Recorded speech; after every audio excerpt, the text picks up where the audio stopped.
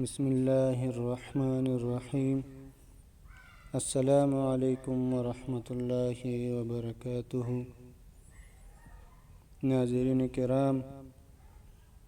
آج کی اس ویڈیو میں ہم آپ کو ربیع الاول کی فضائل اور مسائل بیان کریں گے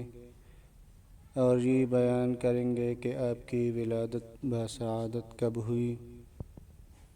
اور تاریخی ولادت میں مختلف اقوال اور اس میں راجح قول کا تعیین اور تاریخی وفات کا ذکر ہے، اور ہم یہ بھی بیان کریں گے کہ ماہ ربیع الاول میں ہم ایسے کون سے اعمال کریں جو قرب الہی اور قرب نبی صلی اللہ علیہ وسلم کا ذریعہ بنے۔ لہٰذا ناظرین،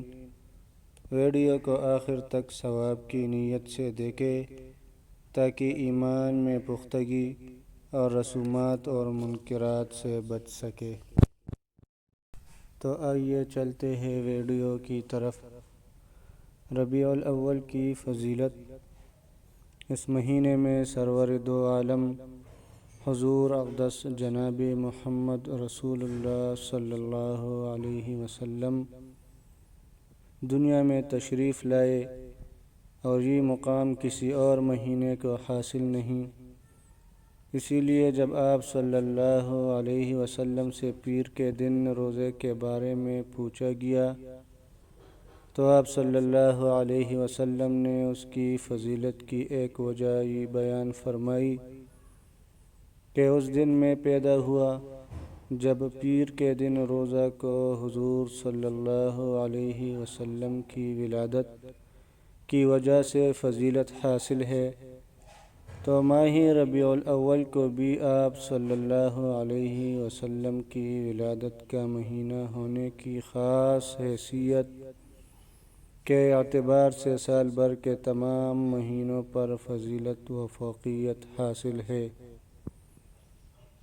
حضور اقدس صلی اللہ علیہ وسلم کی ولادت بسعادت مبارک تمام مؤرخین اور اصحاب سیر کا اس بات پر اتفاق ہے کہ رسول اکرم صلی اللہ علیہ وسلم کی ولادت بسعادت پیر کے دن ہوئی، جیسا کہ حضرت عبداللہ ابن عباس رضی اللہ عنہ سے روایت ہے کہ رسول اللہ صلی اللہ علیہ وسلم کی ولادت پیر کے روز ہوئی اور وفات بھی پیر کے روز ہوئی۔ اسی طرح اس بات پر بھی اتفاق ہے کہ رسول اکرم صلی اللہ علیہ وسلم عام الفیل یعنی جس سال ابرہہ نے ہاتھیوں کے لشکر کے ساتھ بیت اللہ شریف پر حملہ کیا میں پیدا ہوئے، اور جمہور اہل علم کا مسلک یہ ہے کہ آپ صلی اللہ علیہ وسلم ماہ ربیع الاول میں پیدا ہوئے۔ تاریخ ولادت میں راجح قول سرکار دو عالم صلی اللہ علیہ وسلم واقعہ فیل کے 50 یا 25 روز کے بعد بتاریخ 8 ربیع الاول پیر یوم دوشنبہ مطابق ماہ اپریل 75 عیسوی مکہ مکرمہ میں صبح صادق کے وقت ابو طالب کے مکان میں پیدا ہوئے۔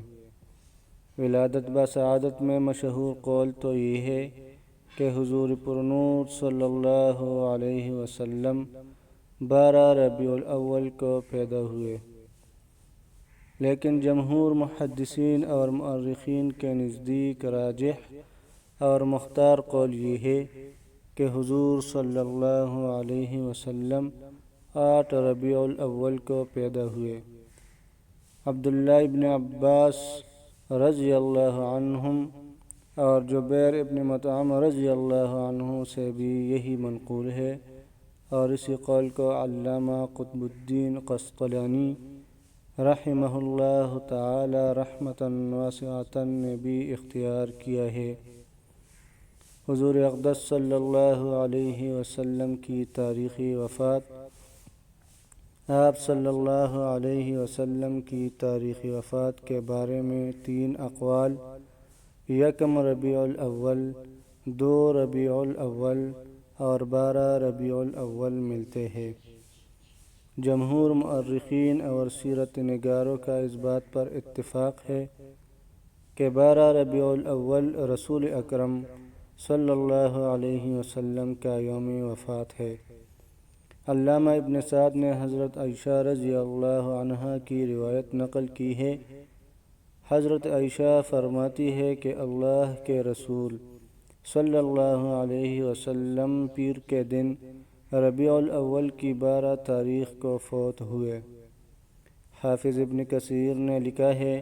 کہ اللہ کے رسول صلی اللہ علیہ وسلم 12 ربیع الاول کو فوت ہوئے۔ ماہ ربیع الاول کے اعمال، قرآن اور سنت کی روشنی میں اس مہینے سے متعلق مخصوص اعمال کا کوئی ثبوت نہیں، اس لیے اس ماہ سے متعلق اپنی طرف سے اعمال اور عبادات بیان کرنا شریعت میں زیادتی ہے جو کہ ناجائز ہے۔ حضور اکرم صلی اللہ علیہ وسلم کا ذکر مبارک ایک اعلیٰ ترین عبادت ہے، بلکہ روحی ایمان ہے۔ آپ کی ولادت، آپ کا بچپن، آپ کا شباب، آپ کی بعثت، آپ کی دعوت، آپ کا جہاد، آپ کی عبادت اور نماز، آپ کے اخلاق، آپ کی صورت و سیرت، آپ کا زہد و تقوی، آپ کی صلح و جنگ، خفگی و غصہ، رحمت و شفقت، تبسم اور مسکراہٹ، آپ کا اٹھنا بیٹھنا، چلنا پھرنا، سونا جاگنا، الغرض آپ کی ایک ایک ادا اور ایک ایک حرکت و سکون امت کے لیے اسوہ حسنہ اور اکثیر ہدایت ہے، اور اس کا سیکھنا سکھانا اور اس کا مذاکرہ کرنا اور دعوت دینا امت کا فرض ہے۔ آپ صلی اللہ علیہ وسلم کی سیرت طیبہ کو بیان کرنے کا طریقہ۔ آپ صلی اللہ علیہ وسلم کی سیرت طیبہ کو بیان کرنے کے 2 طریقے ہیں۔ پہلا طریقہ، آپ صلی اللہ علیہ وسلم کی سیرت طیبہ کے ایک اور نقشے کو اپنی زندگی کے ظاہر و باطن پر اس طرح اویزا کیا جائے کہ آپ صلی اللہ علیہ وسلم کے ہر امتی کی صورت اور سیرت، چال ڈال، رفتار و گفتار، اخلاق و کردار آپ صلی اللہ علیہ وسلم کی سیرت طیبہ کی تصویر بن جائے